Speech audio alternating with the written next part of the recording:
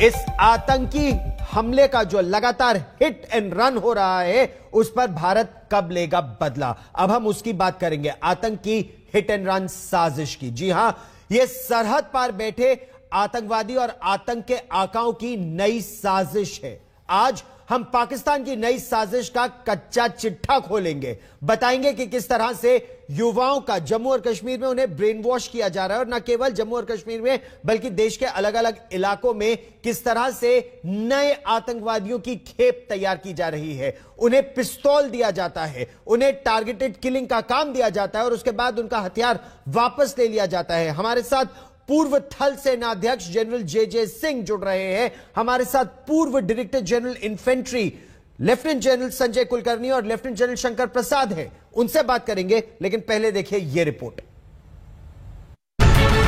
दुश्मन पर घात लगाकर बैठे जांबाज जवान,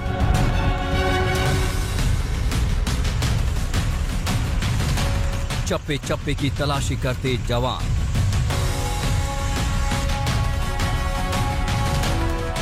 गलियों में दहशतगर्दों को ढूंढते जवान,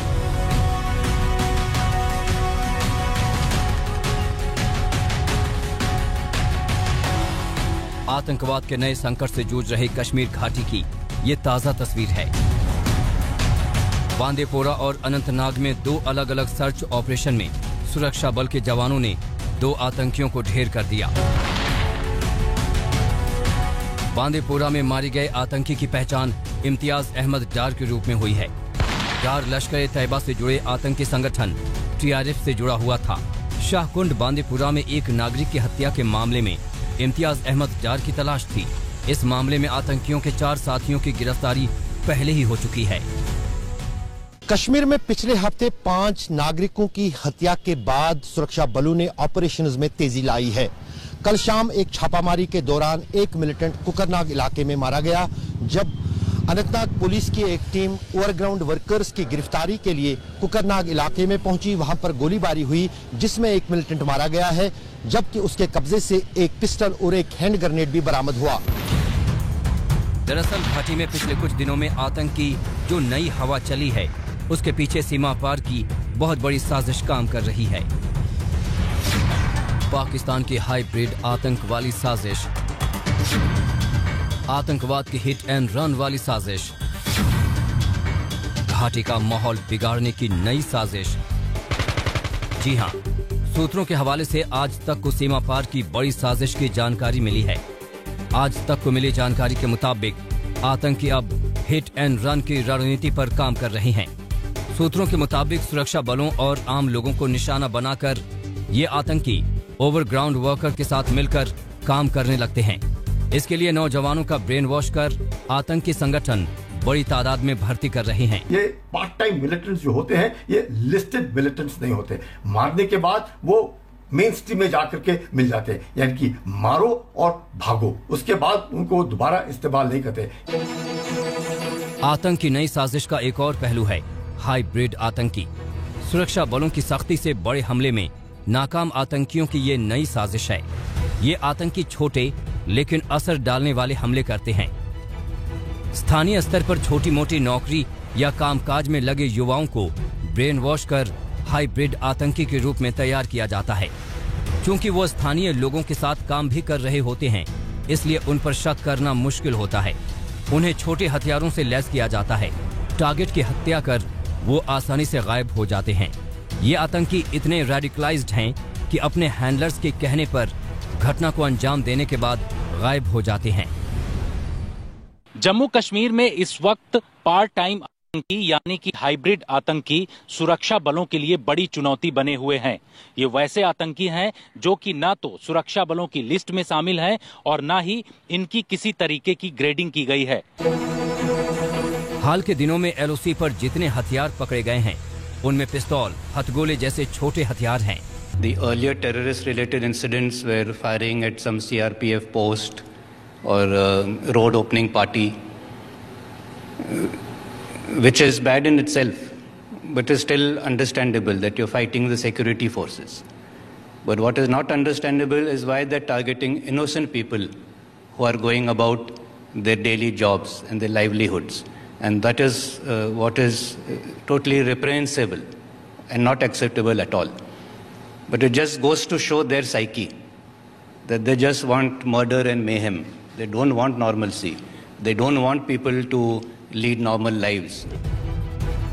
नई साजिश की भनक मिलने के बाद एनआईए और राज्य की पुलिस ने नए भर्ती आतंकियों की कमर तोड़ने के लिए ताबड़तोड़ ऑपरेशन शुरू किया है। शनिवार को एनआईए ने 16 जगहों पर सर्च ऑपरेशन चलाया। साफ है, देश के दुश्मन कितनी भी साजिशें रचे, सुरक्षा एजेंसियां उसे नाकाम करने के लिए तैयार बैठी हैं। किसी ने हिमाकत की तो खैर नहीं है। श्रीनगर से अशरफ वानी के साथ जितेंद्र बहादुर सिंह, दिल्ली आज तक। अभी तक सोचा यह जा रहा था कि जम्मू और कश्मीर में अनुच्छेद 370 हटने के बाद स्थिति तेजी से ठीक होती जा रही है। फिर पाकिस्तान के बारे में यह कहा गया कि पाकिस्तान कमजोर पड़ता जा रहा है।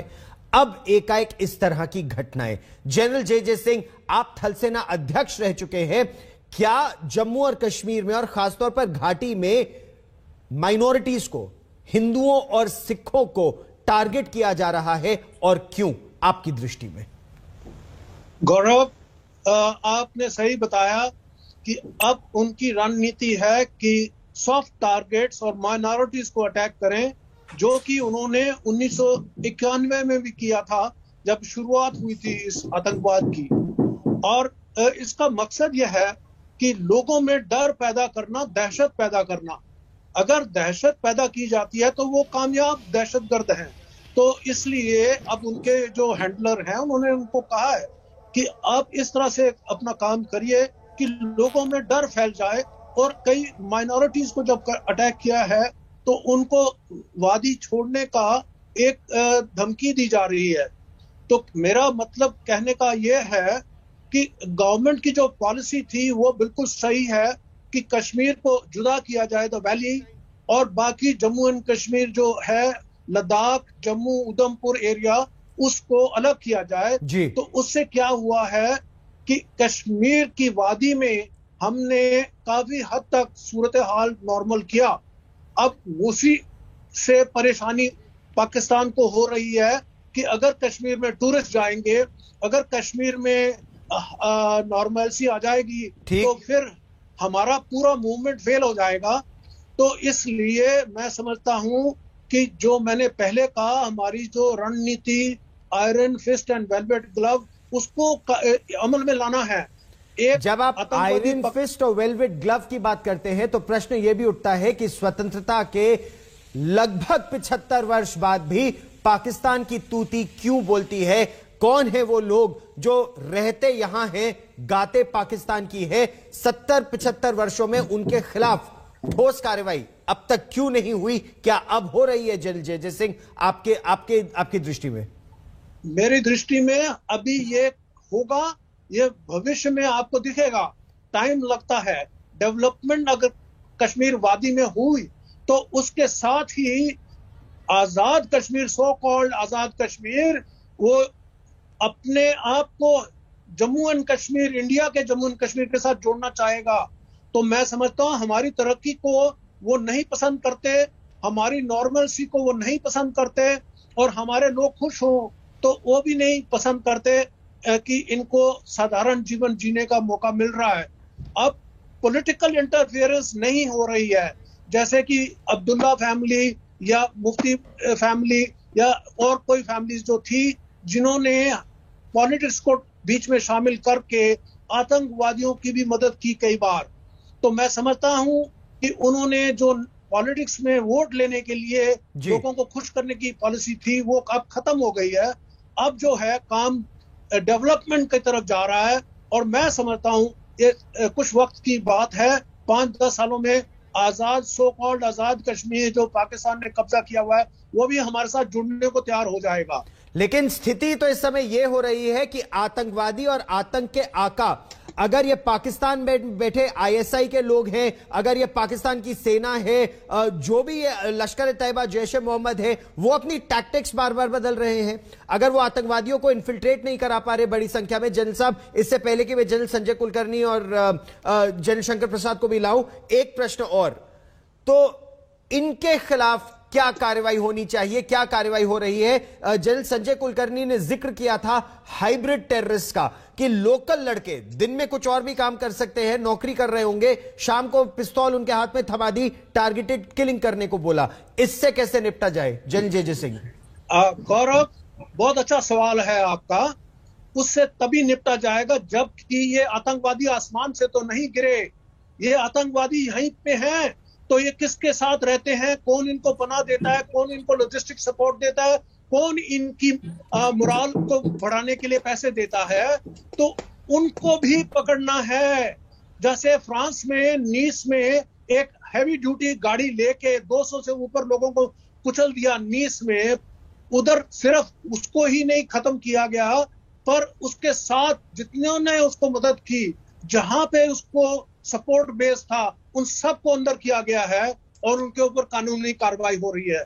मैं समझता हूं ये आतंकवादी चाहे मिसगाइडेड हो यंग मैन, पर फिर भी उनकी जो फैमिलीज हैं, उनके जो सपोर्ट बेस वाले हैं, जहां से वो निकलते हैं, कार्रवाई करते हैं, आते हैं, हथियार छुपाते हैं, गोला बारूद छुपाते हैं, उनको भी सख्त से सख्त सजा मिलनी चाहिए।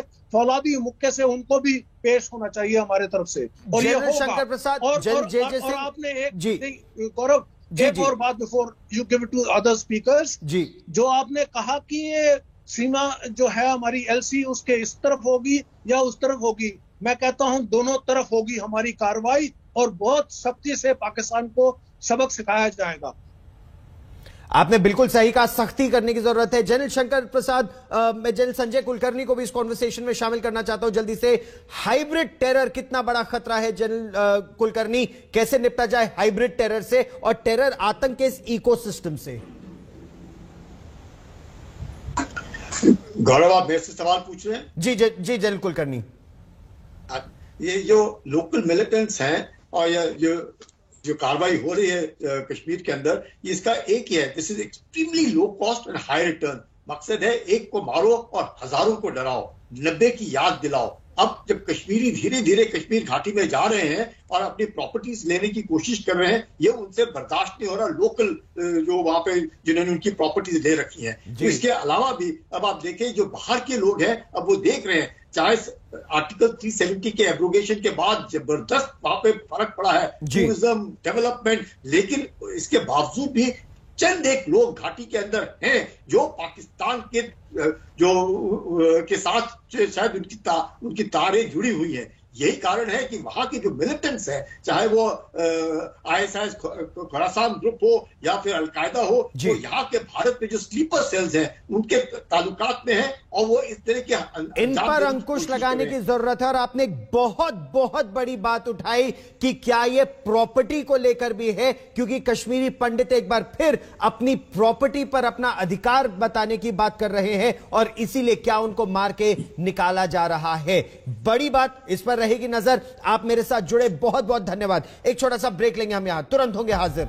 और इस वक्त की बड़ी खबर, इस समय पुंछ में एक बड़ा इनकाउंटर पिछली कुछ देर से चल रहा है और यह इनकाउंटर जहां पर हमारे 5 सिपाही शहीद हुए, उससे महज 1-2 किलोमीटर की दूरी पर एक इनकाउंटर हो रहा है जहां पर सेना ने इस पूरे इलाके को घेर लिया है। पुंछ में सुरक्षा बलों का यह ऑपरेशन जारी है, दोनों तरफ से जबरदस्त फायरिंग हो रही है, जबरदस्त इनकाउंटर।